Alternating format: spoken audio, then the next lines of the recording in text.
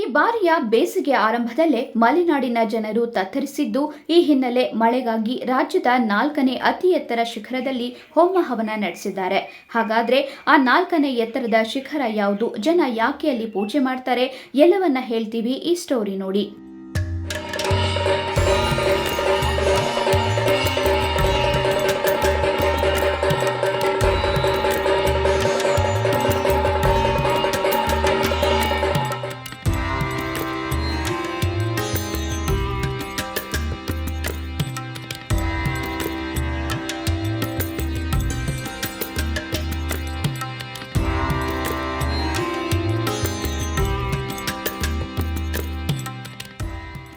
ಹೌದು, ಚಿಕ್ಕಮಗಳೂರು ಜಿಲ್ಲೆಯ ಕೊಪ್ಪ ತಾಲೂಕಿನ ಜಯಪುರ ಸಮೀಪದ ಮೇರುತಿ ಪರ್ವತದಲ್ಲಿ ಮಳೆಗಾಗಿ ಹೋಮ ನಡೆಸಲಾಗಿದೆ.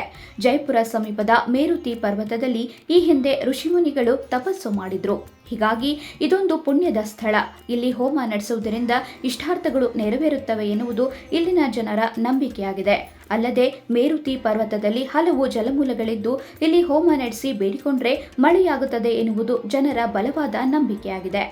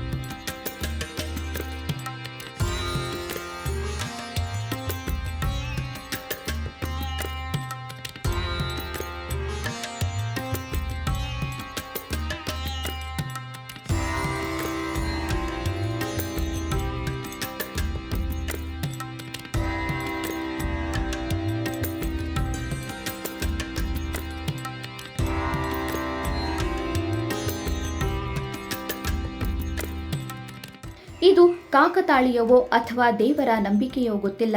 ಬೆಳಗ್ಗೆ ಮೇರುತಿ ಪರ್ವತದಲ್ಲಿರುವ ಉದ್ಭವ ಗಣೇಶನಿಗೆ ಜನರೆಲ್ಲ ಸೇರಿ ಪೂಜೆ ನಡೆಸಿ ಬಂದಿದ್ದಾರೆ. ಅದೇ ದಿನ ಸಂಜೆ ಬಸರಿಕಟ್ಟೆಯಲ್ಲಿ ಉತ್ತಮ ಮಳೆಯಾಗಿದ್ದು ಜನರು ಖುಷಿಯಾಗಿದ್ದಾರೆ. ಸುಮಾರು ಅರ್ಧ ಗಂಟೆಗೂ ಅಧಿಕ ಕಾಲ ಮಳೆಯಾಗಿದ್ದು ಜನರಲ್ಲಿ ಸಂತಸ ಮೂಡಿತು. ಒಟ್ಟಿನಲ್ಲಿ ಮಲೆನಾಡಿನ ಜನರ ವಾಡಿಕೆಯಂತೆ ಮೇರುತಿ ಪರ್ವತದಲ್ಲಿ ಪೂಜೆಯೂ ಆಯಿತು, ಮಳೆನೂ ಬಂತು.